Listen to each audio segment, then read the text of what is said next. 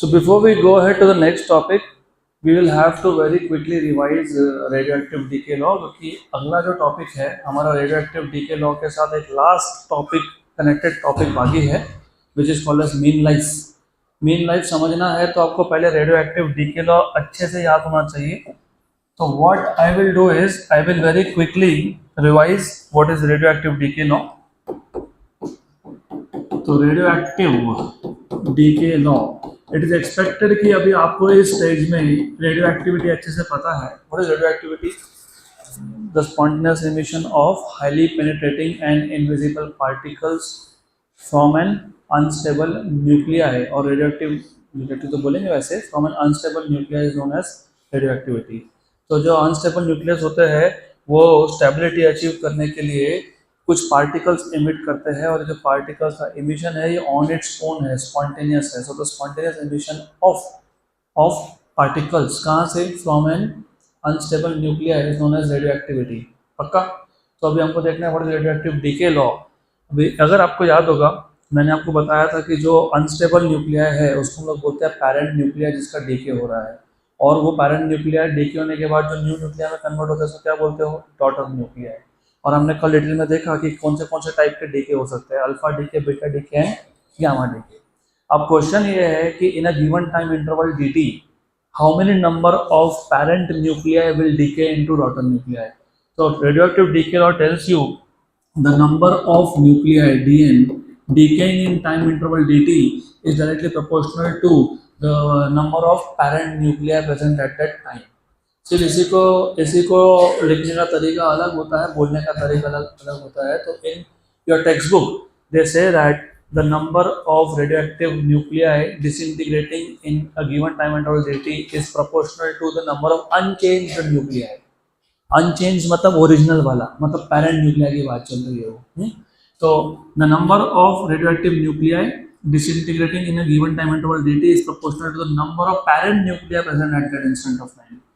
So dn by dt is equals to lambda n, where lambda is called as decay constant या फिर disintegration constant.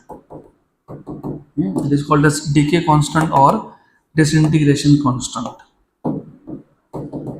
Disintegration constant. और अगर आपको पता होगा, याद होगा, if you remember, so it is called as decay constant or disintegration constant. And if you remember हमने यहाँ पे एक माइनस साइन लगाया था, negative sign indicates that the number of parent nuclei is decreasing with time. और ये एक differential equation है वेरिएबल सेपरेबल फॉर्म में. तो हमने वेरिएबल्स को सेपरेट कर लिया था dn by n equals to minus lambda dt. और एक बार आपने अगर वेरिएबल सेपरेट कर लिया तो next step is to integrate. और लैम्डा कांस्टेंट है तो मैंने इसको आउटसाइड द इंटीग्रल रख दिया. एंड ऑफ कोर्स लिमिट्स के लिए एज यू नो कि जब टाइम जीरो था मतलब इनिशियल टाइम, तब क्वांटिटी कितना था? n0. और जब टाइम t हुआ तो क्वांटिटी कितना बचा? n. पक्का? Initially at time t equal to 0 you have initial number of radioactive nuclei n0. At time t equal to t you have n nuclei. dn by n का indication होता है natural log of n between limits n0 to n minus lambda. इसका indication होता है t between limit 0 to t. तो upper limit minus lower limit, natural log of n minus natural log of n0 equals to minus lambda t minus 0. So therefore you have log of n by n0 equals to you have log of n by n0 equals to क्या आया? Minus lambda t. फिर मैंने आपको बताया था कि अगर आपको लॉग हटाना तो क्या करना पड़ेगा? एक्सपोनेंशियल लेना पड़ेगा. तो take exponential on both sides. तो एक्सपोनेंशियल जब आप लोगे यहाँ पे you will get n by n0 equals to e raise to minus lambda t. तो n equals to n0 e raise to minus lambda t. ये भी रेडियोएक्टिव डीके लॉ ही है.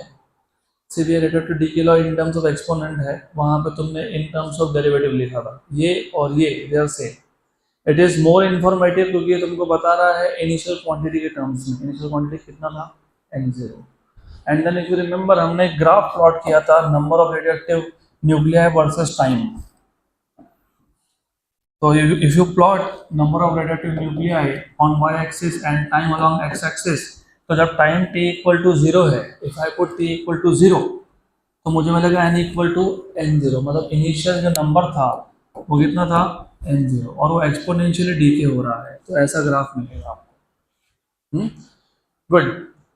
देन हमने डिफाइन किया था something called as half life time. क्या define किया था हमने? Half life time. अब मैंने आपको बताया था कि हाफ लाइफ टाइम हम डिफाइन क्यों करते हैं। सबसे पहले द इशू हियर इज कि ये जो रेडियो एक्टिव न्यूक्लियाई है ये डीके तो हो रहे हैं, मतलब ये पैरेंट न्यूक्लियाई न्यू न्यूक्लियाई में कन्वर्ट हो रहा है डॉटर में, करेक्ट। लेकिन इशू ये है कि ये एक साथ डीके नहीं होते, क्योंकि ये एक साथ प्रोड्यूस भी नहीं हुए थे। It depends when they were produce, तो जब प्रोड्यूस हुए थे उसके हिसाब से डीके होता है। ऐसा कभी नहीं होगा कि आपके पास एक रेडियो एक्टिव सब्सटेंस है सारा का सारा एक साथ डीके हो गया। अगर वैसा होता तो वो हो गया होता, तो तुमको आज वो एलिमेंट मिलता ही नहीं। और दिस टेल्स यू कि ऐसा, इफ यू सी कि रेडियो एक्टिव न्यूक्लियाई का जो क्वांटिटी है वो जीरो होने के लिए टाइम कितना लगता है? Infinity. So it takes really long time for any radioactive nuclei to go to zero, मतलब वो पूरा क्वांटिटी डीके होने में टाइम लगता है इन्फिनिटी। पक्का?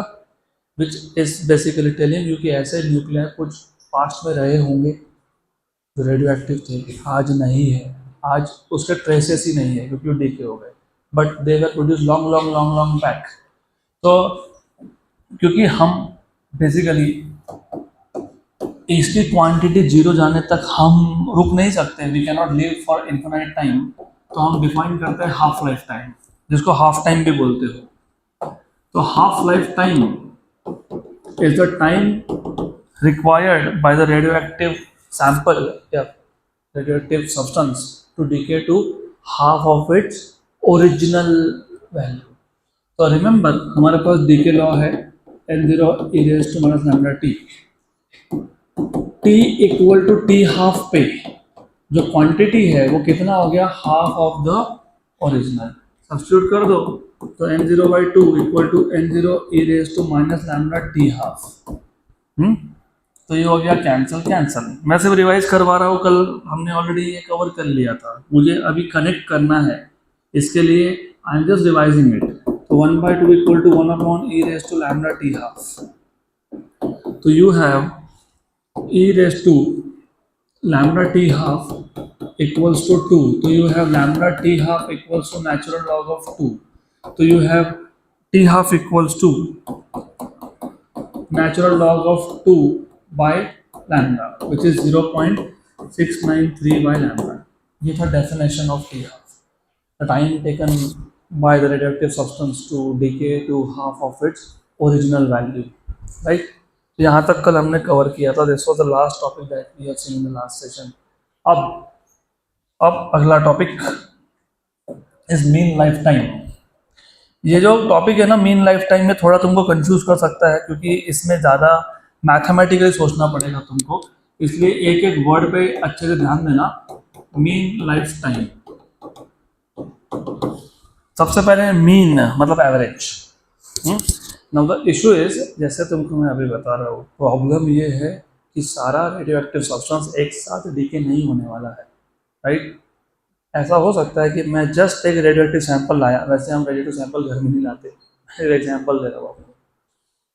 I had just bought radioactive sample और जैसे लाया कुछ एलिमेंट उसी के उसी टाइम डीके हो गए, मतलब उन एलिमेंट्स का लाइफ टाइम क्या रहा? 0। देन कुछ एलिमेंट्स ऐसे थे, कुछ न्यूक्लियाई ऐसे थे, सेम सैंपल के न्यूक्लियाई ऐसे थे जो मान लो 10 मिनट के बाद डीके हुए, कुछ ऐसे भी है जो 1 घंटे के बाद डीके हुए, कुछ ऐसे भी है जो 10 दिन के बाद डीके हुए, कुछ ऐसे भी होंगे जो 10 साल के बाद डीके होंगे, राइट? तो अब कुछ शॉर्ट लिव्ड थे, कुछ लॉन्ग लिव्ड थे, तो मुझे अगर फाइंड करना है कि ऑन एन एवरेज किसी भी न्यूक्लियाई का कितना लाइफ टाइम है, तो उसको बोलते हो मीन लाइफ। हम लोग क्या करते हैं? एवरेज करते हैं। क्या करते हैं? एवरेज। ये समझने के लिए ना एक सिंपल सा एग्जांपल देता हूँ, सिर्फ कॉन्सेप्ट समझने के लिए। Of course it is not relevant here, but just on example. अभी घर में जिसके बच्चा होता है ना, वो क्या करते हैं पता है? बच्चों के खिलौने लाते हैं। बच्चों की क्या आदत होती है? लाया खिलौना, दिया मार के गए, टूट गया। So imagine I bought 3 toys A, B and C and gave it to a kid. उसने पहला खिलौना एक दिन खेला, बोर हो गया, उठा के फेंक दिया, गया, खत्म हो गया। Then he takes up toy B, plays little bit with that toy, 4 दिन के बाद वो भी तोड़ दिया, राइट। फिर तीसरा उठाया C, 10 दिन के बाद वो भी तोड़ दिया। ओके, तो पहला टॉय उसका लाइफ था 1 दिन, दूसरा टॉय उसका था 5 दिन, तीसरा टॉय उसका था 10 दिन, राइट। तो what is the average life of a toy in that house? Sum of all 3 divided by, मतलब sum of the total time divide by total number of toys, मतलब 1 + 5 + 10, 10 को 9 मान लो, एवरेज कर रहा हो तो मैं, चलो तीसरा टॉय 9 दिन के बाद टूटा, मतलब कितना हो गया 15, 15/3, मतलब कितना 5, राइट। यही एनालॉजी अब रेडियो एक्टिव न्यूक्लियाई के लिए लगाओ। मैंने अभी आपको एग्जांपल दिया, कुछ न्यूक्लियाई ऐसे होंगे जो मैं सैंपल लाया और गए, कुछ ऐसे जो 10 मिनट के बाद गए, कुछ ऐसे जो 10 दिन के बाद गए, कुछ ऐसे कि जो 10 साल तक भी नहीं गए, 10 साल के बाद गए, मतलब, राइट। तो मुझे अगर एवरेज निकालना है कि what is the average life time of that radio active nuclei, तो क्या करेंगे? टॉय के केस में क्या किया था? Sum of the total time divided by total number of toys. तो यहाँ भी क्या करोगे? Sum of the total time divided by total number of radioactive nuclei. देखो डिफाइन कैसे किया है, नोट्स है ना आपके पास, मेरे पास तो नहीं है, आपके पास, जरा रीड करो क्या लिखा है। मीन लाइफ टाइम कैसे डिफाइन किया है? It is the ratio of total lifetime of all the radioactive nuclei to that of total number of radioactive nuclei. So it is defined as, it is basically mean ही है, वो average ही है, कुछ नई चीज नहीं है। एवरेज ऐसे ही करते हो ना तुम, एवरेज कैसे करते हो? ऐसे ही करते हो एवरेज। अभी तो इतना सारा हम लोगों ने देखा था एवरेज पावर कैसे निकालना। It is the same process, total divide by total number. So it is defined as the ratio of total lifetime of all। पहला टॉय 1 दिन जिया, दूसरा टॉय 4 दिन, तीसरा टॉय 9 दिन, 10 दिन, जो भी, तो तुमने सबको ऐड किया, तो इसलिए it is the ratio of total life time of all the radioactive nuclei to that of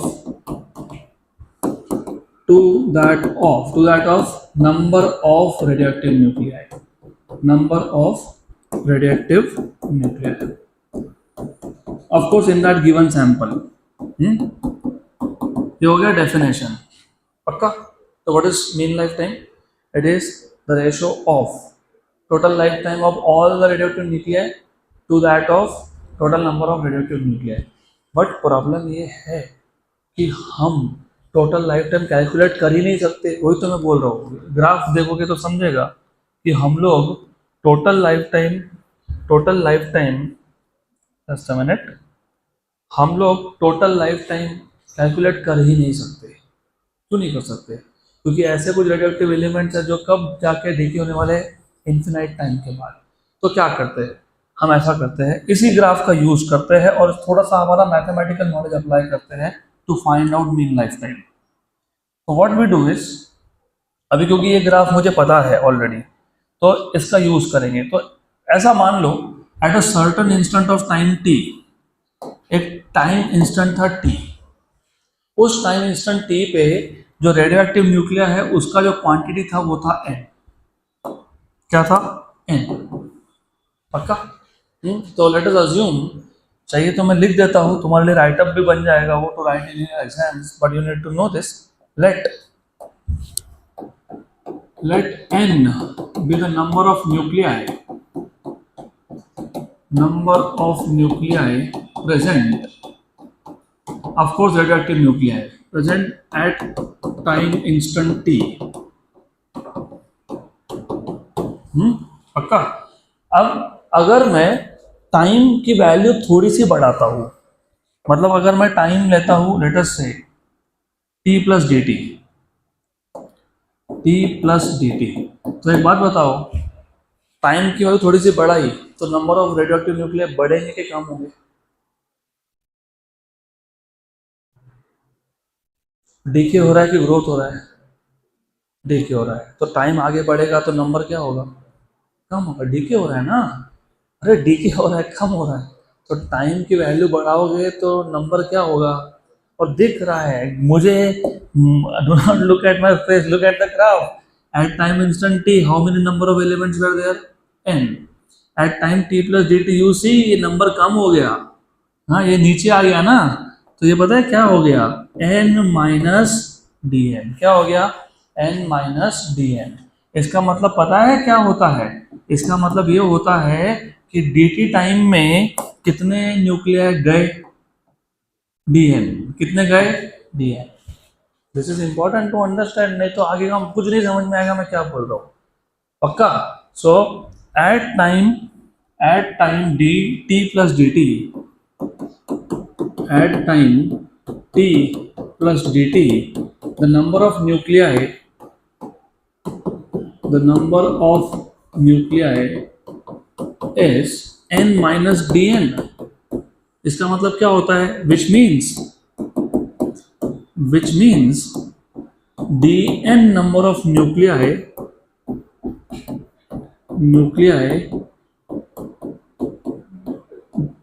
कितने टाइम में ये डीके हुए? Number of nuclei dn has decayed in how much time? अरे रे रे रे, लॉजिक लगा के बताओ, नहीं तो मैं आगे का नहीं समझा पाऊंगा तुमको।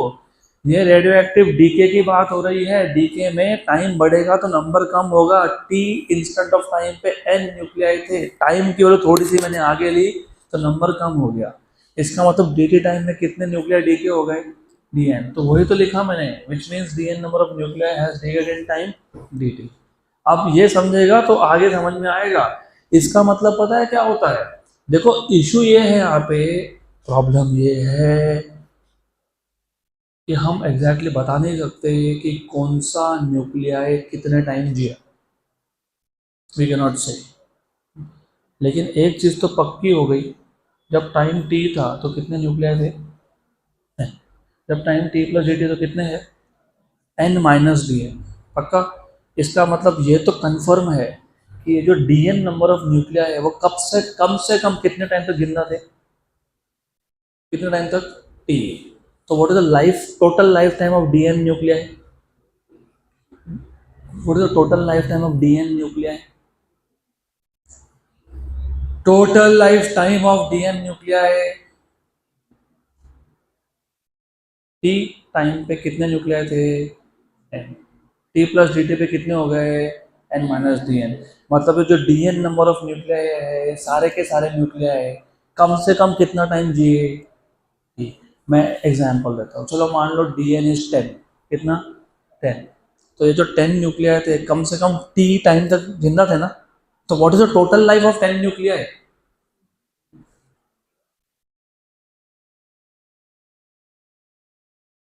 तुम्हारी सबकी एज, एग्जांपल लेता हूँ मैं, एवरेज 17 मान लेता हूँ, some of you are even 17 plus, maybe near 18, 17 मान लेता हूँ। मान लेता हूँ तुम लोग यहाँ पे 100 हो, 100। मतलब तुम में से सब कोई कम से कम 17 साल की लाइफ पास कर चुका है। What is the total number of years together all of you have lived? 1700। तो मैं वही तो इधर पूछ रहा हूँ कि डीएन न्यूक्लियाई थे, हर एक ने टी टाइम तक लाइफ जी लिया, तो what is the total time? तो डीएन इंटू टी, वही तो मैं पूछ रहा हूँ। तो that is the minimum time that this dn number of nuclei were alive, right? तो ये याद रखना, therefore total time, total life time, total lifetime of DN nuclei is कितना? DN into T। मैं वापस लॉजिक बता रहा हूं तुमको। लॉजिक ये है कि T टाइम पे N न्यूक्लियाई थी, T प्लस डी टी पे कितने हो गए? N minus d n. मतलब ये जो डी एन है ये गए, डीके हो गए, लेकिन कम से कम कितने टाइम तक जिंदा थे वो?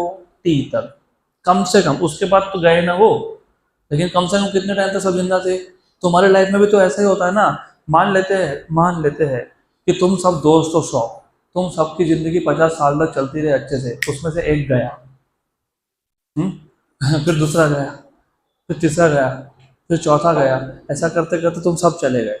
कोई 100 साल की उम्र में गया, कोई 80 में गया, कोई कभी भी गया, लेकिन कम से कम तुम सबने साथ में कितना टाइम काटा?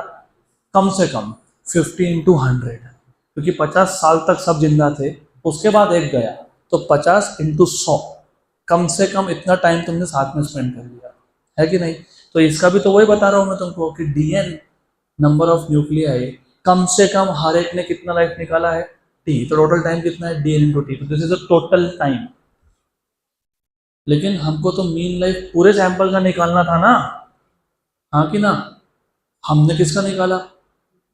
टोटल टाइम किसका निकाला हमने? डीएन का। हमको तो मीन लाइफ किसका चाहिए? पूरे सैंपल का। मीन कैसे निकालते हो? डिफाइन किया है, it is defined the ratio of total life time of all the radioactive nuclei. So therefore mean life जिसको मैं डिनोट करूंगा टाउ से, मीन लाइफ जिसको हम बोलेंगे tau, tau is the ratio of total time किसका? पूरे सैंपल का। टोटल टाइम कैसे निकाल सकता हूँ? निकाल ही नहीं सकता। तो मैं पता है क्या करूंगा? डीएन इंटू डी लिखूंगा, और पता है क्या कर दूंगा? इंटीग्रेट। कहाँ से इंटीग्रेट? ओरिजिनल क्वांटिटी से, जब तक जीरो नहीं होता तब तक। ये हो गया total time of the sample. लेकिन टोटल टाइम नहीं चाहिए, मेरे को मीन चाहिए। तो मीन के लिए क्या करेंगे? Divide by total number of nuclei in the sample. Total number of nuclei in the sample is n0। लेकिन चलो ठीक है, इंटीग्रेशन की भाषा में लिखता हूँ। This is the language of integration. Is that clear? पक्का पक्का क्लियर? Sure, good. अब what is the problem here? अब मुझे बताओ, तुमको क्या चाहिए था? Mean life, right? Mean life. और यहाँ पे जो तुमने लिखा, यहाँ पे वेरिएबल ऑफ इंटीग्रेशन कौन है? नंबर। लेकिन तुमको चाहिए कौन? टाइम। तो तुमको वेरिएबल ऑफ इंटीग्रेशन चेंज करना पड़ेगा। कैसे चेंज करोगे पता है? You know, do you know, do you know this? तो ये सब्स्टिट्यूट कर दो। तो सब्स्टिट्यूट कर दो, तो tau equals to integration, integration n0 to 0। रुको, मैं लिमिट चेंज करूंगा, जरा रुको। बराबर, गुड। ये क्या है? t, डी n क्या है? n0 e raise to minus lambda t upon, इसका इंटीग्रेशन क्या आएगा? n, और अपर लिमिट लोअर लिमिट करके क्या करोगे इसको? n0, है ना? गुड। पक्का पक्का? ऐसा कि माइनस का साइन? Minus, minus. नहीं समझ में आया तो ऐसा लिखो। Sure, good. मैं मैथमेटिक्स में तुम्हारे हालत बहुत खराब है, जरा ध्यान दो। n0 ये क्या था? Initial quantity. और इनिशियल क्वांटिटी क्या था? कांस्टेंट। कांस्टेंट डेरिवेटिव के, और वहां से इंटीग्रेशन के भी बाहर, तो उसको बाहर निकालो। टाउ इक्वल टू n0 आ गया बाहर, आ गया बाहर, यस। इंटीग्रेशन, यहाँ पे कौन बचा? कौन बचा? ये t। और ये कौन बचा? कौन बचा? e raise to minus lambda T. गलत। बताता हूँ क्यों गलत। What is derivative of e raise to minus lambda T? हाँ, what is derivative of e raise to minus lambda T? e raise to minus lambda T. हाँ, लेकिन साथ में dt लिखना पड़ेगा। क्या लिखना पड़ेगा? dt। ओके, नीचे क्या आएगा? Minus n0। हाँ कि ना? अभी देखो, तुमने यहाँ पे जैसे ही वेरिएबल चेंज करने की कोशिश की ना इंटीग्रेशन की, तो लिमिट्स भी चेंज होंगे। अब लिमिट्स चेंज करो। n0 ये क्वांटिटी कब था? कब था? n0 ये क्वांटिटी कब था? जीरो टाइम पे। तो यहाँ पे क्या लिखेंगे? जीरो। बराबर। और ये जीरो कब हुआ? इन्फिनिटी पे। तो यहाँ क्या लिखेंगे? इन्फिनिटी। तो जब तुम वेरिएबल ऑफ इंटीग्रेशन चेंज करने जाते हो तो you have to also change limits. Limits भी चेंज करने पड़ेंगे। गुड। ये और ये क्या हो गया? कैंसल। तो टाउ इक्वल्स टू ये माइनस एन एब्जॉर्ब कर लेते हो, क्या कर लिया, एब्जॉर्ब, तो लिमिट्स क्या हो गए, उल्टे हो गए नहीं। हाँ, अब मेरे को बताओ how to solve this integration, how to solve this integration, integration by parts, LIATE, logarithmic, inverse, trigonometric, algebraic, algebraic पहले आता है, एक्सपोनेंशियल बाद में जाता है। तो u into v form, you know how to do u into v, yes. तो जरा मेरे को बताओ ये सॉल्व करके, ये तुम खुद के लिए करोगे, अभी मैं नहीं कर रहा, तो मैं सिर्फ तुमको बता देता हूँ, ये पूरा सॉल्व करने के बाद 1/λ आता है, और मैंने एक गलती की जो तुमने नहीं बताई, वो डेरिवेटिव, इंटीग्रेशन, हाँ।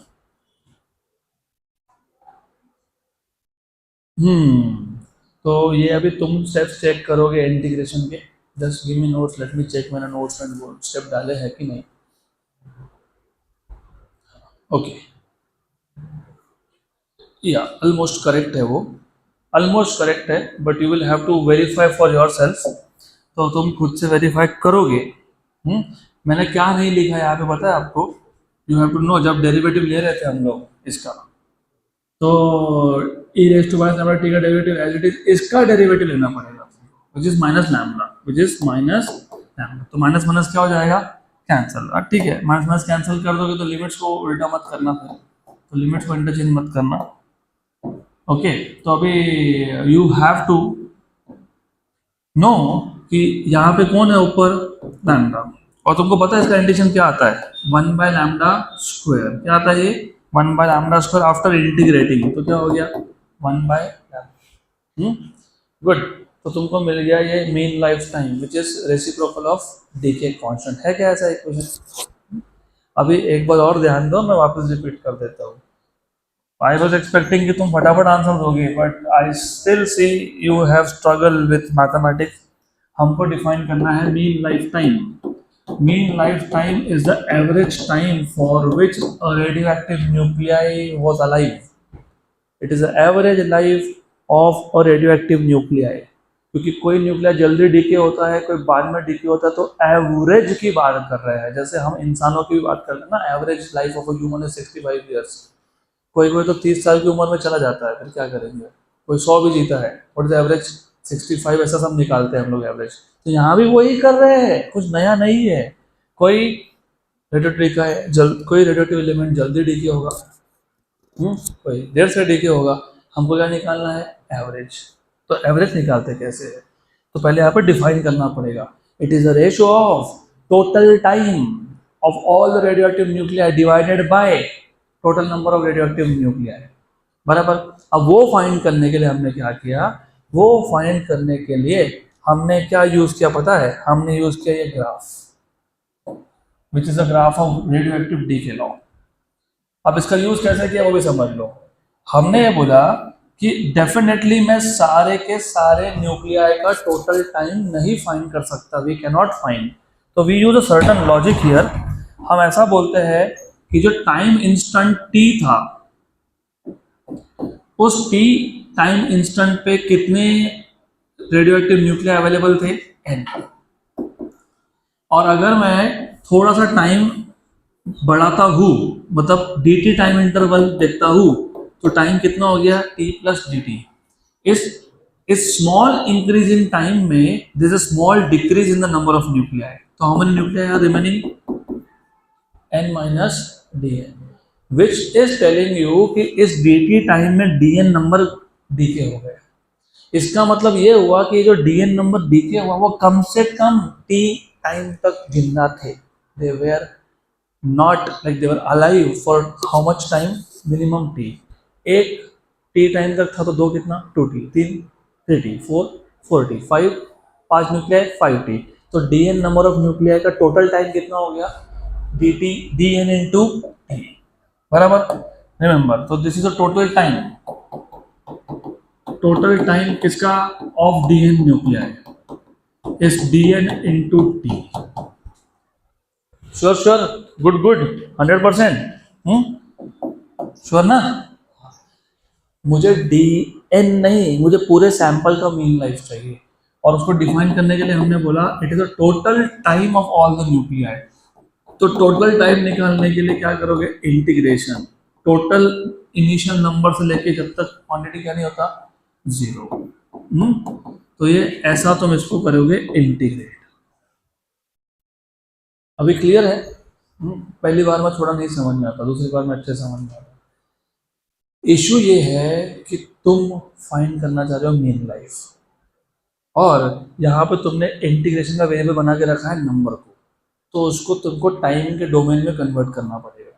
अब टाइम के डोमेन में कैसे कन्वर्ट करेंगे, जो n था वो क्या था, n0 e raise to minus lambda t, ये सब्स्टिट्यूट कर देंगे सिर्फ न्यूमरेटर में, इसमें सिर्फ न्यूमरेटर में।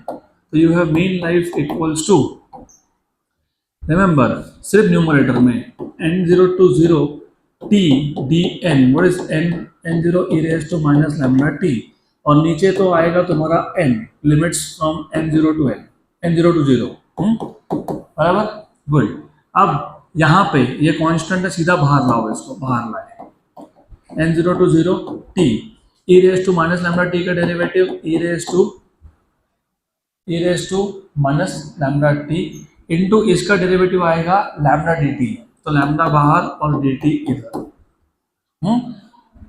बराबर, माइनस के साथ ऑफ कोर्स। ये मैं माइनस सीधा हटाने वाला था, पर तुमने बोला माइनस, तो माइनस मैं यहाँ लिखने वाला था, ये माइनस हटा देता तो हो जाता है एब्जॉर्ब, तो ठीक है, इन दोनों को कैंसिल कर देता हूँ, तो टाउ इक्वल्स टू क्या बचा, लैम्डा। इंटीग्रेशन क्या आया, अभी जैसे तुमने इंटीग्रेशन का वेरिएबल टाइम लाया ना, तो इधर इंटीग्रेशन का वेरिएबल टाइम लाया, तो लिमिट्स भी टाइम के टर्म्स में चाहिए। n0 क्वांटिटी कब था और जीरो कब हुआ, इन्फिनिटी पे, तो जीरो से लेके infinity t e raise to minus lambda t dt। ये जब तुम पूरा सॉल्व करोगे, जो तुम करोगे, अब मैं नहीं करके देने वाला हूँ, you have to do it, तो ये आ जाएगा 1 बाय लैम्डा स्क्वायर, तो आपका बन जाता है ये 1 बाय, ठीक। अब इसको मैं हाफ लाइफ के टर्म में लिख देता हूँ।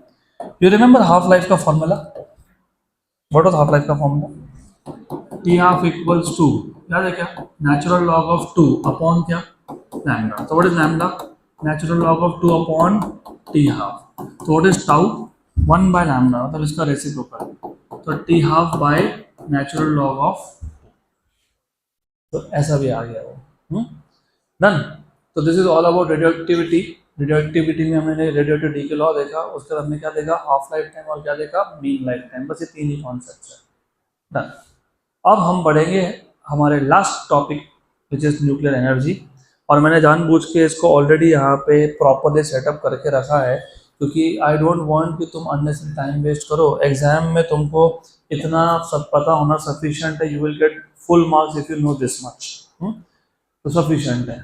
तो सबसे पहले we will first define what is nuclear energy। उसके बाद हम देखेंगे एक एक करके। तो nuclear energy is the energy released when nuclei undergo a nuclear reaction. तो जब न्यूक्लियाई एक न्यूक्लियर रिएक्शन करेंगे, तो उस प्रोसेस में जो एनर्जी रिलीज होगा, it is called as nuclear energy. It is not same as that of chemical reaction. Chemical reactions में एनर्जी रिलीज होता है, वो अलग होता है, वो मैं कंपेयर करके बताऊंगा बाद में। लेकिन जो, क्योंकि केमिकल रिएक्शंस में who is involved, atoms. And you remember, मैं तुमको इस चैप्टर में एटॉमिक स्ट्रक्चर के पार्ट में बार बार बोल रहा था, what is the energy of electron in its orbit. I don't want to have a number, I want to know just a rough value. Was it not in electron volts, किसमें था वो, EV में था, 13.6 bye n square eV, बराबर। तो जब chemical reactions होते हैं, who is involved in chemical reaction, electrons. तो उस केस में जो एनर्जी रिलीज होगा वो उतना ही होगा जितना इलेक्ट्रॉन के पास है, और इलेक्ट्रॉन के पास है कितना, eV में। न्यूक्लियस के अंदर जो न्यूक्लियॉन्स है, उसका एवरेज बाइंडिंग एनर्जी पर न्यूक्लियॉन किस में जाता है, मिलियन इलेक्ट्रॉन वोल्ट्स में। किस में आता है, मिलियन इलेक्ट्रॉन वोल्ट। और हमने देखा भी था, सबसे ज़्यादा किसका होता है, आयन का, 8.75 मिलियन इलेक्ट्रॉन वोल्ट।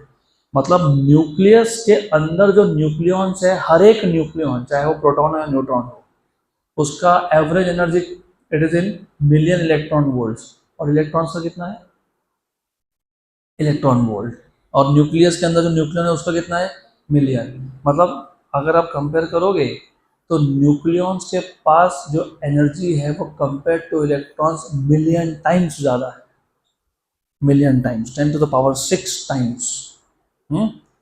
पक्का, गुड, श्योर, इट्स लाइक ये न्यूक्लियॉन्स करोड़पति अरबपति लोग हैं, तो उनका कैपेसिटी ऑफ खर्चा करने का कैपेसिटी भी अच्छा होता है, they good capacity to spend.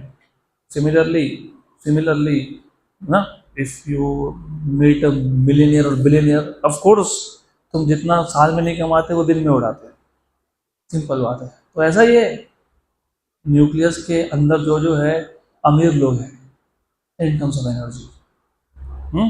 तो जब केमिकल रिएक्शन होगा तो जो भी एनर्जी रिड्यूस होगा वो ईवी में होगा, और जब न्यूक्लियर रिएक्शन होगा तो मिलियन इलेक्ट्रॉन वोल्ट्स में होगा।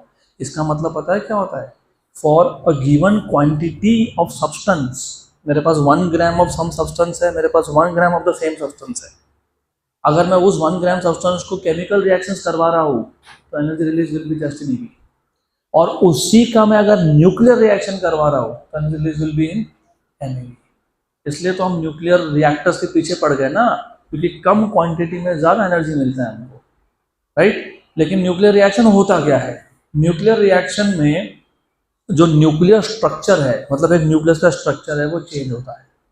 अब वो चेंज दो तरीके से हो सकता है, एक अगर न्यूक्लियस स्प्लिट हो जाए, टूट जाए, जिसको तुम डीके बोलते हो या जिसको तुम स्प्लिटिंग बोलते हो, राइट, तो भी तो बड़ा न्यूक्लियस टूट रहा है तो उसका स्ट्रक्चर चेंज हो रहा है कि नहीं, यस। अगर तो छोटे छोटे न्यूक्लियर मर्ज हो जाए तो भी क्या होगा, न्यूक्लियर स्ट्रक्चर क्या होगा, चेंज। तो ऐसा रिएक्शन जिसमें न्यूक्लियर स्ट्रक्चर चेंज हो रहा है उसको क्या बोलते हो, न्यूक्लियर रिएक्शन। अब पढ़ो, अब समझेगा। Nuclear energy is the energy released when nuclear undergo nuclear reaction, that is when one nucleus, एक न्यूक्लियस, और अ पेयर ऑफ न्यूक्लियस, दो न्यूक्लियस, एक न्यूक्लियस हुआ तो वो टूटता है, उसको बोलते हो फिजन, और दो न्यूक्लियस हुआ तो मर्ज होते हैं, उसको बोलते हो fusion. So that is when one nucleus or a pair of nuclei due to their interaction undergo a change in their structure resulting in the new nuclei and generating energy in the process. So what is nuclear energy? It is the energy released in a nuclear reaction. What is nuclear reaction? When one nuclei or two nuclei due to their interaction undergo a change in their structure, structure resulting in the new nuclei. क्योंकि जब बड़ा nucleus टूटेगा तो दो नए nucleus बनेंगे, जब दो न्यूक्लियस मर्ज होंगे तो एक नया न्यूक्लियस बनेगा, राइट। और इस प्रोसेस में क्या रिलीज हुआ, एनर्जी, उसको क्या बोलते हैं, न्यूक्लियर एनर्जी। एकदम प्रिसाइज करके मैंने यहाँ पे रखा है सो दैट एग्जाम के टाइम पे you don't have to bother much, important points are here. और जैसे मैंने बताया, energy generated in the chemical reaction is of the order of few electron volt per reaction, बराबर। The amount of energy released in a nuclear reaction is of few million electron volt per reaction.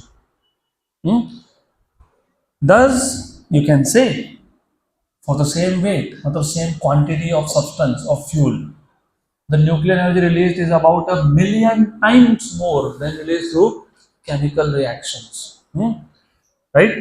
अब मैंने बताया दो type के reaction है, एक में जिसमें बड़ा न्यूक्लियस टूट रहा है, सो क्या बोलते हो, न्यूक्लियर फिशन, और एक जिसमें छोटे छोटे न्यूक्लियस मर्ज हो रहे हैं, सो क्या बोलते हो, fusion. However, we can obtain nuclear energy by two processes. Number one is nuclear fission, in which a heavy nucleus is broken into two nuclei of smaller masses. This is not radioactivity.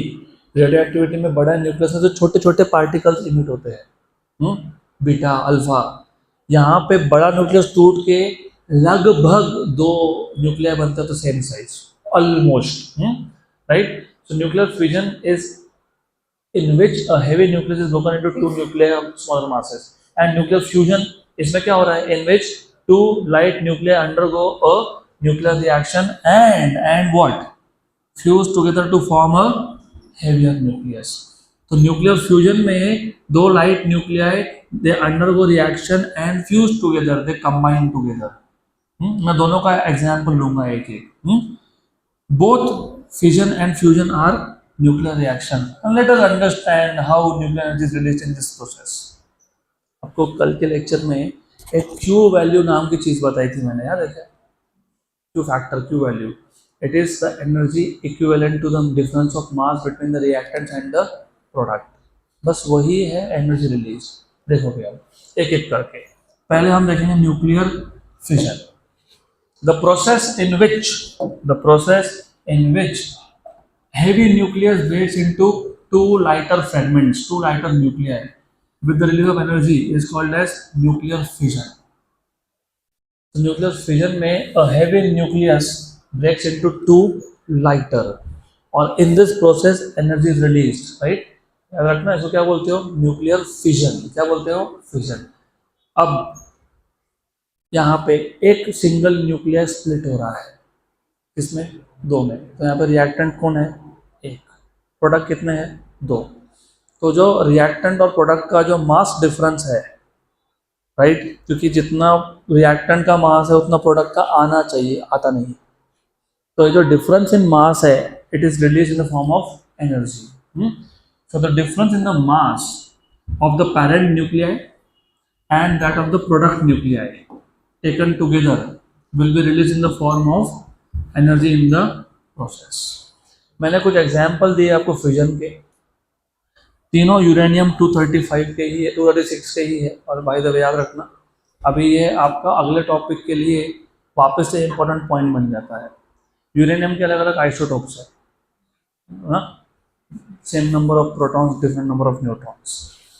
235, 236, इसमें से जो आज की तारीख में available है वो है 235, क्योंकि 236 uranium is a short lived, वो नहीं है। लेकिन अगर तुम देखोगे रिएक्शंस में ज़्यादा अनस्टेबल 236 है, तो तुमको अगर एनर्जी ज़्यादा चाहिए तो तुमको, और बाय द वे अनस्टेबल मतलब हाफ लाइफ इसका कम है, मतलब फटाफट डीके होता है। और मैंने तुमको कल ये भी बताया था, जो रेडियोएक्टिव न्यूक्लियर फटाफट डीके हो वही तो हमको एनर्जी फास्ट देगा ना। अगर कोई न्यूक्लियर का हाफ लाइफ टाइम 10,000 साल का हो, तो क्या मैं 10,000 साल वेट करूँगा क्या एनर्जी के लिए? नहीं करूँगा ना। तो हमको फास्ट डीके होने वाले चाहिए। तो जरा भी देख लेना, uranium 236, 92, 236 is mass number, 92 is atomic number. It basically decays into two elements, iodine and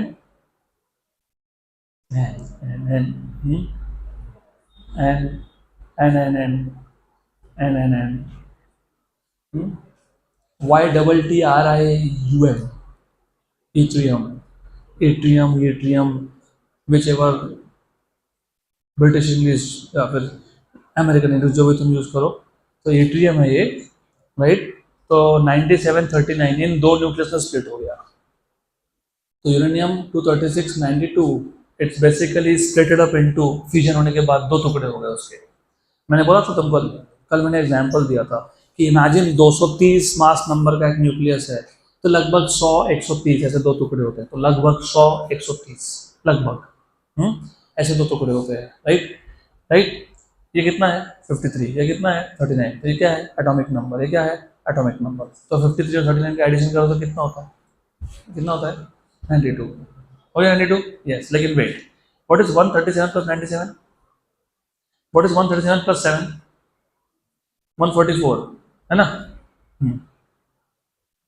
बराबर तो बोल रहा हूँ। 144 और 90 कितना? 234। यहाँ पे कितना है? 236। एटॉमिक नंबर तो तुम्हारा बैलेंस हो गया, मास नंबर बैलेंस नहीं हो रहा। Atomic number represent number of protons, mass number is protons plus neutrons. Atomic number balance हो गया ना? हो गया ना बैलेंस?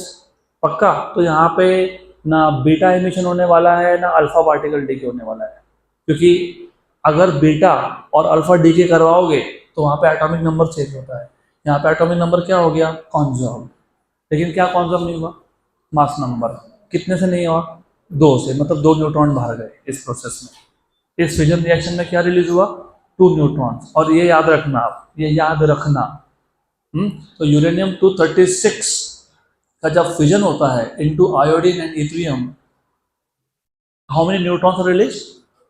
How many 2। अब यही 2 न्यूट्रॉन चेन रिएक्शन में काम में आएंगे आगे। केमिकल रिएक्शन से कंपेयर करोगे तो they will work like as an catalyst, right. What is catalyst? Something which basically speeds up the reaction. Okay, good. अब यूरेनियम 236 का और एक तरीके से भी फ्यूजन हो सकता है। It can basically split up into barium and krypton. Again you see, add this out, it is 234. Add this is 92. Again atomic number is balanced but mass number 2 से missing है। तो again how many neutrons? 2 neutrons are released. Uranium 236 92 का और एक तरीके से भी हो सकता है, antimony and niobium. Sb is antimony and this is niobium. Again you see, add this two out, atomic number is balanced but mass number is missing by 4, this time by 4। तो कितने न्यूट्रॉन्स इमिट हुए? Right. तो same nuclei can basically decay into, decay मतलब basically it can undergo fusion reaction by making different products. तो fusion में क्या होता है, एक बड़ा न्यूक्लियाई है, उसका क्या होता है, टुकड़े होते हैं, और इस प्रोसेस में क्या रिलीज होता है, एनर्जी। उसको क्या बोलते हो, energy due to nuclear fusion. पक्का। और what is the amount of energy released? It is the equivalent to difference in the mass of the reactant, which is a single nuclei, and the product. दूसरा है fusion reaction, the process wherein, अच्छा मैंने तुमको fusion का example दिया, 3 दिए, fusion का नहीं दिया क्योंकि फ्यूजन के लिए हम देखेंगे उधर थोड़े से बड़े रिएक्शंस है, अभी देखेंगे। रिमेंबर, यहाँ पे फ्यूजन में the process wherein 2 nuclear fuse together to form a heavy nucleus. तो यहाँ पे क्या होता है, 2 छोटे छोटे nuclei they fuse together to form a heavier nuclei accompanied by। तो जब 2 न्यूक्लियस मर्ज हो रहे हैं, तो एक्सपेक्टेड क्या है, जो नया प्रोडक्ट बनेगा उसका मास क्या होना चाहिए, equal to the sum of these 2 नहीं होता। तो जो नया प्रोडक्ट बनता है उसका मास कम होता है, और इन दोनों का जो सम करोगे तो मास ज़्यादा होता है। तो जो डिफरेंस इन मास है it is released in the form of energy. So the process wherein 2 nuclear fuse together to form a heavier nuclei accompanied by the release of nuclear energy is called as nuclear fusion. The mass of the product nucleus is lower than the total mass of the reactants, and energy of the order of MeV will be released in the process. पक्का? अब fusion का मैंने जानबूझ के यहाँ पे example नहीं दिया क्योंकि अभी आएगा। तो यहाँ पे ये 2 रिएक्शंस आर वेरी इंपॉर्टेंट, क्योंकि पता है जो हमारा स्टार, कौन है हमारा स्टार, सन, उसमें ये रिएक्शंस हो रहे हैं। तो ऑलमोस्ट ऑल द स्टार्स उसमें होते हैं फ्यूजन रिएक्शन। लॉजिकली सोचो भी, you have to think of course which is the most abundant element in this universe. मैं अर्थ की बात नहीं कर रहा, यूनिवर्स की बात कर रहा हूँ। Hydrogen. Why? Because that is the most basic element which can be formed. Early universe में कोई एटम नहीं थे, अर्ली यूनिवर्स में सिर्फ चार्ज पार्टिकल्स थे, protons, electrons, and they were moving so rapidly क्योंकि टेम्परेचर बहुत हाई था, थर्मल एनर्जी बहुत हाई था, 3/2 kBT। Thermal energy depend on temperature high, thermal energy high, speed भी हाई। तो जब ये पार्टिकल्स एक दूसरे से क्रॉस करेंगे, it is just like they are not interacting with each other. They do not interact. Even though one is proton positively charged, other is electron which is negatively charged, there is no interaction between them. ऐसा ही होता है, हमको जब घाई हो ना तो हम घाई में भागते रहते हैं, आजू बाजू से दोस्त जा रहा है, ध्यान नहीं होता, ना वो तुमसे बात करेगा ना तुम उससे बात करोगे, नो इंटरेक्शन। फिर हमारा काम निपट गया, बोला अरे चलो अभी आराम से जाते हैं, आराम से चलते, अरे कैसा है, फिर स्टार्ट इंटरेक्टिंग। ऐसा होता है ना, जब तुम स्लो जा रहे हो वो भी स्लो आ रहा है, दोनों में टाइम है, बच्चे से रुक के बातचीत होती है, इधर भी वही है। When universe started expanding, expansion, volume बढ़ेगा at the cost of temperature, cooling down होता है, थर्मोडायनामिक्स आ गया यहाँ पे। तो जब कूलिंग डाउन होता है तो इलेक्ट्रॉन्स एंड प्रोटॉन्स, न्यूट्रॉन तो पिक्चर में आए नहीं अभी तक, आएंगे बाद में। तो उस टाइम पे क्या होता है पता है, कूलिंग डाउन जब होता है टेम्परेचर कम होता है, मतलब थर्मल एनर्जी कम होता है, मतलब स्पीड कम होता है। तो स्पीड कम हुआ तो इलेक्ट्रॉन और प्रोटॉन जब एक दूसरे के पास से क्रॉस हो रहे थे तो they start interacting, negative positive attraction. First atom is form, one proton one electron, which is that atom, hydrogen. तो फंडामेंटल लेवल पे बन ही सिर्फ हाइड्रोजन सकता था, उसके बाद जो हेवी एलिमेंट है वो सब बने स्टार के अंदर। वही तो देखना है, फ्यूजन। फ्यूजन इसको हम लोग बोलते हैं basic exothermic reaction in a star. तो the fusion of hydrogen nuclei into helium nuclei results in the release of energy. It is a basic fundamental exothermic reaction in star. इसमें दो type से, दो अलग अलग प्रोसेस है जिसमें hydrogen hydrogen मर्ज होकर क्या बनता है, हीलियम। दो अलग अलग प्रोसेस, एक को बोलते हो प्रोटॉन प्रोटॉन साइकिल, एक को बोलते हो कार्बन साइकिल। और देखो आप लोग ना सिर्फ एग्जाम ओरिएंटेड सोचना छोड़ दो, because otherwise you will not appreciate the beauty of science. तुमको समझ में नहीं आएगा कि दो साइकिल क्यों है। अब जब अर्ली स्टेज में जब स्टार बनना चालू हुआ, अब स्टार कैसे बना, पहले सब क्या था, हाइड्रोजन। सब हाइड्रोजन हाइड्रोजन हाइड्रोजन हाइड्रोजन, हर जगह पे हाइड्रोजन। अब किसी एक जगह पे, और यहाँ पे जब हाइड्रोजन की बात हो रही है ना, it's not a small quantity of hydrogen. बड़े बड़े हाइड्रोजन के क्लाउड्स, कितने बड़े, हमारे सोलर सिस्टम से बहुत बड़े, बहुत बड़े सोलर सिस्टम से। हमारा सोलर सिस्टम चिद्दी है, उसके सामने एक छोटा सा बच्चा है, big big cloud of hydrogen. किसी एक पर्टिकुलर जगह पे थोड़ा सा भी डेंसिटी फ्लक्चुएशन हुआ, डेंसिटी बढ़ना मतलब पता है क्या होना, ग्रेविटी आना। ग्रेविटी आने से पता है क्या होता है, gravity is which force, attractive. एक जगह पे थोड़ा डेंसिटी बढ़ा, वहां पे ग्रेविटी आया, धड़ाम, सारा का सारा हाइड्रोजन उस पॉइंट की तरफ कोलैप्स हो रहा है। हाइड्रोजन कोलैप्स हो रहा है, हाइड्रोजन हाइड्रोजन के पास में आ रहा है। तो पहले तो कार्बन था ही नहीं ना, तो वो साइकिल होगा कहाँ से, पहले तो यही हुआ, प्रोटॉन प्रोटॉन। प्रोटॉन प्रोटॉन क्यों बोलते हैं, क्योंकि इस हाइड्रोजन में प्रोटॉन है, दूसरे में भी क्या है, प्रोटॉन है। और हम वैसे भी न्यूक्लियर रिएक्शन की बात कर रहे हैं, हम एटॉमिक रिएक्शंस की बात नहीं कर रहे, केमिकल रिएक्शन की बात नहीं कर रहे। तो हाइड्रोजन के न्यूक्लियस में कितने प्रोटॉन, एक, दूसरे में कितने प्रोटॉन, एक। तो साइकिल क्या है, प्रोटॉन प्रोटॉन। तो जब दो प्रोटॉन फ्यूज हो गए तो क्या बना पता है, प्रोशियम प्रोशियम मिलकर क्या बना, मतलब प्रोटॉन प्रोटॉन मिलकर बना ड्यूटेरियम का न्यूक्लियस, राइट, ड्यूटेरियम का न्यूक्लियस, राइट। इस प्रोसेस में पता है क्या बना साथ में, पॉजिट्रॉन। क्या बना, पॉजिट्रॉन।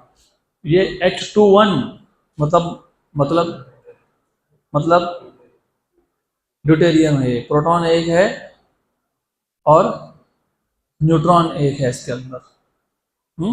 पक्का।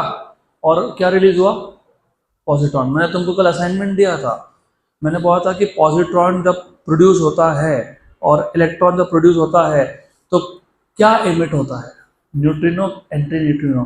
तो अभी याद रख लो, तुमने नहीं किया मुझे पता है, तुम्हारे फेस से समझ में आ रहा है, तुमको याद ही नहीं था मैंने ऐसा कुछ बोला। तो जब पॉजिट्रॉन रिलीज होता है ना, positron beta decay, beta plus decay, तो उस केस में न्यूट्रिनो रिलीज होता है। क्या होता है, और जब इलेक्ट्रॉन होता है तो उसके साथ कौन जाता है, एंटी न्यूट्रिनो, राइट, करेक्ट। और ये न्यूट्रिनो रिलीज हुआ, ये हम लोगों को बहुत हेल्प करता है ये न्यूट्रिनोस। और रिमेंबर, ये जब यूनिवर्स स्टार्ट हुआ, बना, तब के न्यूट्रिनो है, आज तक घूम रहे हैं वहाँ। और इसी को डिटेक्ट करके हम बताते हैं कि बिलियंस ऑफ ईयर पहले क्या हुआ था, बाय डिटेक्टिंग दिस न्यूट्रिनोस। तो ये न्यूट्रिनो रिलीज हुआ क्योंकि प्रोटॉन प्रोटॉन फ्यूज हुआ, ड्यूटेरियम का न्यूक्लियस बना पॉजिट्रॉन के इमिशन के साथ, और साथ में कौन आया, न्यूट्रिनो, राइट। और रिमेंबर, ये कोलैप्स चल ही रहा है। तो कोलैप्स जब हो रहा है तो जब पहले दो प्रोटॉन साथ में आए तो कौन बन गया, ड्यूटेरियम। अब अगला प्रोटॉन भी साथ में आ गया, तो प्रोटॉन प्रोटॉन और ड्यूटेरियम फ्यूज हुए, पहली बार बना हीलियम न्यूक्लियस। और जब हीलियम न्यूक्लियस बना by the fusion of what, proton and deuterium का न्यूक्लियस, तो पता है क्या रिलीज हुआ, गामा रेडिएशन। बीटा डीके फिर gamma decay, beta plus and then gamma. अब ये जो हीलियम के दो न्यूक्लियस थे 3 3 वाले, ये फ्यूज हो गए, तो ये फ्यूज होके क्या बन गए, स्टेबल हीलियम 4, क्योंकि helium 3 is unstable. Why unstable? Because lighter elements के लिए, जो छोटे एलिमेंट्स होते हैं जिनका न्यूक्लियर छोटा होता है, उसमें नंबर ऑफ प्रोटॉन्स और न्यूट्रॉन सेम होंगे तो वो स्टेबल होते हैं, नहीं तो वो अनस्टेबल होते हैं। तो एनीवेज ये दोनों फ्यूज हुए और क्या बना, हीलियम 4 2। अब बैलेंस करके देखो, इधर मास नंबर कितना है 3, इधर कितना है 3, टोटल कितना होना चाहिए 6, यहाँ पे कितना गया 4, बराबर। तो 1 और 1 मतलब टोटल कितना हो गया 6। यहाँ पे एटॉमिक नंबर कितना है 2, ये कितना है 2, यहाँ पे कितना है 2, तो ये क्या होना चाहिए 1 और 1। मतलब तुम देखो, शुरुआत प्रोटॉन प्रोटॉन से हुई, एंड भी प्रोटॉन प्रोटॉन पे हुआ। तो पहले सारे प्रोटॉन प्रोटॉन्स थे, तो प्रोटॉन प्रोटॉन साइकिल में remember, proton proton cycle is such a cycle जिसमें रिएक्टेंट भी प्रोटॉन प्रोटॉन है और प्रोडक्ट में साइड प्रोडक्ट भी प्रोटॉन प्रोटॉन है, बाय प्रोडक्ट। तो proton proton fuse together to form deuterium का nucleus along with the emission of positron and neutrino, then you have a deuterium which is fusing with proton, you are getting helium 3, then helium 3 is fusing with each other, you are getting helium 4 along with 2 protons again, one h1 one h1। लेकिन इस पूरे process में 24.7 MeV amount of energy is released. तो ये basic exothermic reaction है proton proton cycle. अब with time ये छोटे छोटे न्यूक्लियाई प्रोटॉन प्रोटॉन बन के क्या बन गए, हीलियम, राइट। अब हीलियम ये फ्यूज होके बड़े बड़े एलिमेंट्स बनते जा रहे हैं। इसके लिए वो अंदर ऑफिस में एक बैनर है, उस पर कुछ लिखा है, जाते हो पढ़ लेना। मैंने ऐसा कुछ लिखा है वहाँ पे कि तुम्हारे बॉडी का हर एक एलिमेंट, कैल्शियम हो या आयन हो या कुछ भी हो, वो स्टार के अंदर बना हुआ था। तो basically you are nothing but a product of the star. Good. Then ये आ जाएगा, हीलियम फ्यूज होके बड़ा एलिमेंट बना, फिर बड़े एलिमेंट फ्यूज होके और बड़ा एलिमेंट बना। फाइनली एक स्टेज ऐसा आया स्टार के अंदर जब हमारे पास कार्बन अवेलेबल है। और हम लोग वैसे भी कार्बन बेस्ड लाइफ फॉर्म्स है, we humans are any form of life on earth is carbon based. तो ये बन गया कार्बन C12। अब हमारे पास C12 और प्रोटॉन है, इसको कार्बन साइकिल बोलते हैं। क्या बोलते हैं? और एक ध्यान रखना, स्टार्ट कहाँ से हुआ, कार्बन, एंड भी पता है कहाँ हो रहा है, कार्बन। राइट, तो ध्यान देना थोड़ा सा। तो कार्बन 12 और प्रोटॉन का हुआ फ्यूजन, क्या बन गया, नाइट्रोजन 13 7। लेकिन ये नाइट्रोजन 13 7 ना, ये अनस्टेबल है, नाइट्रोजन 14 स्टेबल, 13 7 ये अनस्टेबल है, अनस्टेबल। तो अनस्टेबल है तो डीके होगा, तो ये डीके हुआ। डीके कैसे हुआ, इसने एक क्या इमिट कर दिया, पॉजिट्रॉन। तो ये 7 का क्या हो गया 6, प्रोटॉन नंबर चेंज हुआ तो नाइट्रोजन क्या बन गया, कार्बन, क्योंकि प्रोटॉन नंबर चेंज हुआ तो एलिमेंट क्या होता है, चेंज। तो ये क्या बन गया, कार्बन 13। क्या इमिट हुआ, पॉजिट्रॉन। पॉजिट्रॉन के साथ कौन आता है, न्यूट्रिनो, बराबर। अब ये जो कार्बन 13 है, इसके साथ वापस से किसका फ्यूजन हो गया, प्रोटॉन का, हाइड्रोजन का, राइट। तो 13 + 1 कितना हो गया, 14। तो 14 7 plus gamma radiation, plus gamma radiation. अब ये है तो स्टेबल, ये तो खुद से डीके होने वाला है नहीं, लेकिन वहाँ पे इतनी गर्दी है, तुम भी जब जाते हो किसी क्राउडेड जगह पे, तुम भले कितना ही बच के जाओ, कोई ना कोई आके तुमको ठोक ही देगा। कोई बेचारा जा रहा था, ये आया, स्टिमुलेट कर दिया, कोलाइड हो गया, बम्बार्ड हो गया। तो 14 + 1 15, राइट। पहली बार बना ऑक्सीजन जो तुम ब्रीथ करते हो, और हम बोलते हैं वाह हम जिंदा है। तो ये जो तुमको जिंदा रखता है ऑक्सीजन, वो पहली बार स्टार में ही बना था ऑक्सीजन। साथ में क्या रिलीज हुआ, गामा। लेकिन ऑक्सीजन 16 ये स्टेबल है, ये तो अनस्टेबल है। अनस्टेबल अपने आप क्या होगा, डीके। तो ये ऑक्सीजन एक पॉजिट्रॉन वापस से इमिट कर दिया, तो क्या हो गया, न्यूट्रिनो के साथ। तो क्या बन गया, ये नाइट्रोजन 15 7। नाइट्रोजन 15 7 जैसे ही बना आके वापस एक प्रोटॉन ने इसके साथ कोलिजन कर दिया। तो 15 और 1 16 टोटल 16, यहाँ पे total 8।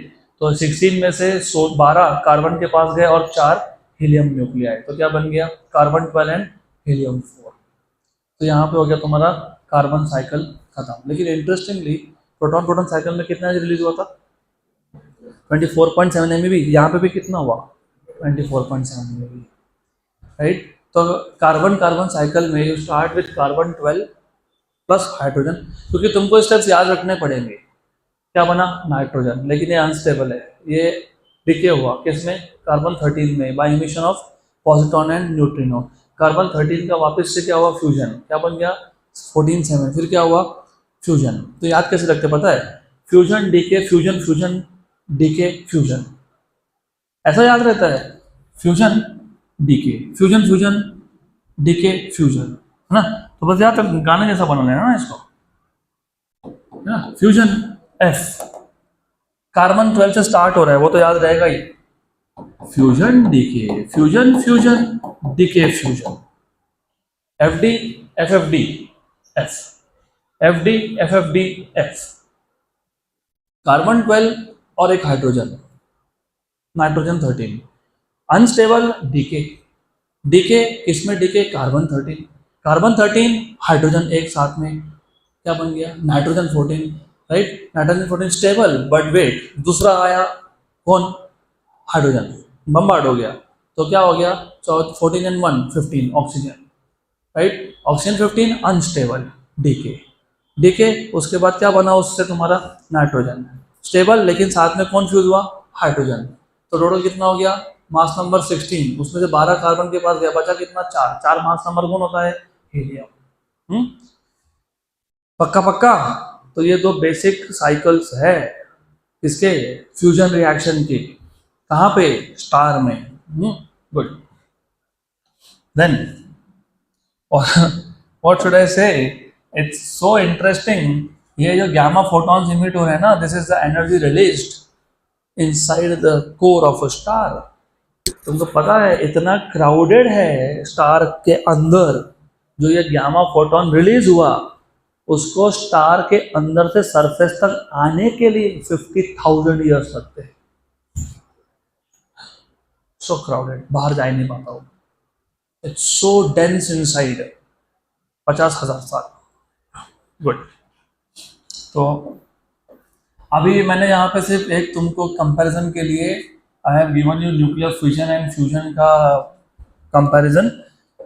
So nuclear fission is a reaction in which a heavy nuclei of an atom such as uranium splits into 2 or more fragments of comparable size. और फ्यूजन में क्या होता है? फ्यूजन में in nuclear fusion lighter atomic nuclei of low atomic number they fuse to form a heavy nuclei. Then nuclear fission occurs either spontaneously, fission या तो spontaneous है या तुम ट्रिगर भी कर सकते हैं, और as a result of bombardment of neutron on the nucleus. वो सीखोगे तुम अभी 5 मिनट में, राइट। और ये जो फ्यूजन रिएक्शन होता है it is at very high temperature, above 10⁻⁷। यही तो रीजन है कि वो स्टार के कोर में ही होता है, स्टार के अंदर, क्योंकि वहां पे टेम्परेचर वेरी वेरी हाई, बराबर।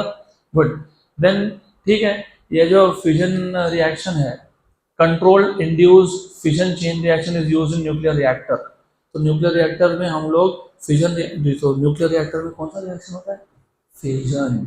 इसके लिए तुमको सब्सटेंस कौन सा चाहिए? यूरेनियम।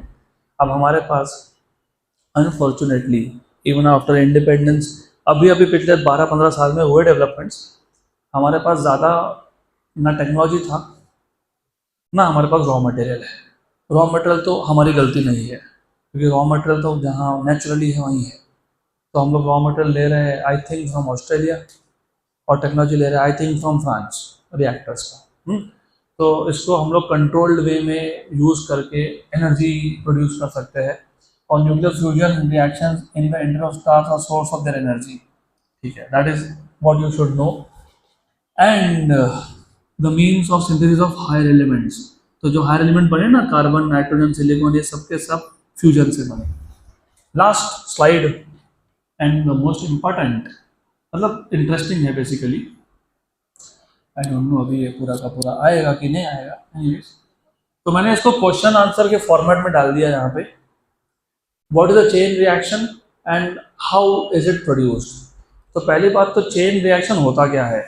चेन रिएक्शन में चेन, नाम में ये चेन रिएक्शन में एक रिएक्शन में जो प्रोडक्ट बनता है, by product, not the product but the by product, वो बाय प्रोडक्ट वापस रिएक्शन को ट्रिगर कर देता है। I don't know if you have heard Chernobyl, नाम सुना? Chernobyl nowadays in Ukraine, if I am not wrong, लेकिन वो सोवियत रशिया में था। I don't remember now. Chernobyl, तो वो जो शेरनोबिल में न्यूक्लियर गड़बड़ हो गया था, वहाँ पे जो चेन रिएक्शन है ना, इट वेंट अनकंट्रोल्ड, ब्लास्ट हुआ। आज तक आफ्टर सो मेनी ईयर्स, 25-30 साल हुए, आई don't remember the year exactly, आज भी वहाँ के एटमॉस्फेयर में you have traces of radioactive nuclei. तो वहाँ जाना स्ट्रिक्टली प्रोहिबिटेड है, you can not go, and if you go without mask, if you go, not like the कपड़ा बांध के चलेगा, you and your upcoming generation will have defects। तो आपके आने वाले पीढ़ी के पीढ़ी, they will have some kind of defects। तो एनीवेज, तो अब ये चेन रिएक्शन क्या होता है पहले समझ लेते हैं। Chain reaction, a chain reaction is a self multiplying process. तो it is a self multiplying process. एक बार ट्रिगर कर दिया, अपने आप वो प्रोसेस चलता रहने वाला है। इन विच एक रिएक्शन से जो न्यूट्रॉन प्रोड्यूस हुआ वो अगले रिएक्शन को ट्रिगर कर देता है। In which neutrons ejected in a nuclear fission, fission हुआ, right, it strikes the neighbouring nuclei of fissionable material. तो एक रिएक्शन में, एक फिजन रिएक्शन में जो न्यूट्रॉन इमिट हुआ है, जो उसके सराउंडिंग में फिजनेबल मटेरियल है, उसके साथ वो रिएक्ट करता है, उसको जाके बम्बार्ड करता है and cause more fissions. Right? So what is a chain reaction? It is a self-multiplying process in which neutrons ejected in a nuclear fission, एक फिजन में जो न्यूट्रॉन प्रोड्यूस हुआ है वो जो सराउंडिंग में फिजनेबल मटेरियल है, फिजनेबल मतलब कैपेबिलिटी ऑफ अंडरगोइंग फिजन, लेकिन अपने आप फिजन होगा क्या? नहीं होगा, जब तक न्यूट्रॉन आके वहाँ पे उसको बम्बार्ड नहीं करेगा तब तक, लेकिन वो फिजनेबल है, इट कैन अंडरगो फिजन। तो न्यूट्रॉन एक फिजन में प्रोड्यूस हुआ, वो न्यूट्रॉन बाजू में जो एटम्स है वहाँ पे जाके बम्बार्ड हो गया और उसने बाकी फिजन्स कर दी। तो it is a self multiplying process, right. And as I told you, uranium 235 और 236 में से विच इज मोर अनस्टेबल? 236। और मैंने बोला तुमको हमारे पास है कौन? 235। तो अभी देखो, थोड़ा सा अच्छे देखो, थोड़ा सा ही, बहुत अच्छे से देखो। हमारे पास था यूरेनियम 235, बराबर। इसको हमने जानबूझ के थर्मल न्यूट्रॉन मारा। थर्मल न्यूट्रॉन मतलब न्यूट्रॉन जिसका एनर्जी हमने टेम्परेचर के हेल्प से बढ़ाया, थर्मल न्यूट्रॉन, राइट। तो इधर जैसे न्यूट्रॉन आया, ये यूरेनियम 235 ने उस न्यूट्रॉन को पकड़ लिया। पकड़ने को बोलते हो कैप्चर। और किसको पकड़ा? न्यूट्रॉन को। तो ये प्रोसेस को बोलते हैं न्यूट्रॉन कैप्चर। क्या बोलते हैं इसको? Neutron capture. तो न्यूट्रॉन कैप्चर हुआ। जो 235-92 यूरेनियम था वो क्या बन गया? 236-92 बाय कैप्चर ऑफ न्यूट्रॉन। लेकिन मैंने अभी बताया तुमको, ये जो यूरेनियम 236 है ना, अनस्टेबल है, और जब भी इसका फ्यूजन होगा तो वो न्यूट्रॉन्स इमिट कर रहा है। और इंटरेस्टिंग बात देखो, उसने कितने न्यूट्रॉन कैप्चर किए थे? एक। और जब उसका रिएक्शन हुआ, मतलब फ्यूजन हुआ, तो कितने, कम से कम कितने रिलीज करेगा? Average is 2.7। बोलेगे एवरेज कैसे 2.7 निकाल लिया? ना, 2 + 2 4 + 4 8 / 3। क्योंकि ये स्पॉन्टेनियस होता है, हमको नहीं पता कौन सा होने वाला है, कोई तो एक होगा। तो एवरेज कितना न्यूट्रॉन होगा एक रिएक्शन में? 2.7 एवरेज। तो आया एक था, कैप्चर हुआ, और एवरेज 2.7 रिलीज हो रहा है। तो ये 236 जो है यूरेनियम, ये जब फ्यूजन होगा तो अलग अलग तरह से फ्यूजन होगा। मैंने तो वहाँ पे 3 ही एग्जाम्पल दिए थे आपको, आयोडीन, यूट्रियम, उसके बाद एंटीमनी एंड नायोबियम, और एक, लेकिन जरूरी नहीं कि वही होगा, ये और एक होता है ना, xenon. Xenon along with SR. What is SR? Strontium. अब इस केस में तो 1 2 3 तीन न्यूट्रॉन इमिट हो गए, बराबर। अब क्या है कि ये जो न्यूट्रॉन्स इमिट हुए they are fast moving neutrons. Fast moving neutrons वापस से फिजन को ट्रिगर करे, ये थोड़ा चांसेस कम होता है because they are fast moving. मैंने अभी बोला कि फास्ट मूविंग पार्टिकल्स ना ये थोड़े ऐसे होते हैं क्योंकि फास्ट मूविंग है। यूरेनियम 235 बैठा था, ये न्यूट्रॉन फास्ट था, तो यूरेनियम 235 कैप्चर कर ही नहीं पाया उसको। तो अगर यूरेनियम 235 को 236 में कन्वर्ट करना है तो what is the essential condition? Neutron capture होना चाहिए। क्या होना चाहिए? और न्यूट्रॉन अगर फास्ट जा रहा है तो कैप्चर हो पाएगा क्या? नहीं। तो हमको उसका स्पीड क्या करना पड़ेगा? कम। तो ये मॉडरेटर लगा देते हैं हम लोग। अभी मॉडरेटर तुमको यहाँ ब्लॉक दिख रहा है, जरूरी नहीं है कि मॉडरेटर से block. Moderator can be any process through which you can reduce the speed of neutron. अगर तुम न्यूट्रॉन की स्पीड कम कर रहे हो तो ये जो न्यूट्रॉन का स्पीड कम हुआ तो वापस से कौन कैप्चर करेगा? यूरेनियम 235, और वो क्या बन जाएगा? Uranium 236, right. फिर से क्या होगा? 3 न्यूट्रॉन इमिट होंगे अगर वो जेनॉन और स्ट्रॉन्शियम में स्प्लिट हो रहा है तो। फिर वापस से इनमें से फास्ट न्यूट्रॉन है, इसमें से हम लोग वापस क्या करेंगे? मॉडरेटर लगाएंगे। मॉडरेटर क्या करेगा? न्यूट्रॉन का स्पीड कम करेगा। फिर वो वापस से न्यूट्रॉन 235 यूरेनियम क्या करेगा? कैप्चर करेगा। और फिर क्या होगा? फ्यूजन होगा। और अगर मॉडरेशन प्रोसेस तुम्हारा ज़्यादा हो गया ना, it goes uncontrolled chain reaction. क्योंकि ज़्यादा मॉडरेशन कर दिया तुमने, बहुत सारे फास्ट न्यूट्रॉन्स को तुमने स्लो कर दिया, बहुत सारे यूरेनियम 235 बैठे ही है, इसको स्लो होने तो पकड़ता हूँ उसको मैं। If that happens, the reaction goes uncontrolled and at a certain stage तुम्हारे हाथ से बाहर की हो गई बात। तुमने जो भी मशीन्स बनाए हैं कुछ कंट्रोल नहीं होगा, गया। यही हुआ शेरनोबिल में, मोर और लेस। तो अगर तुमने कुछ ज़्यादा मॉडरेशन कर दिया, गए। Good. So this is the end of theory part of this chapter.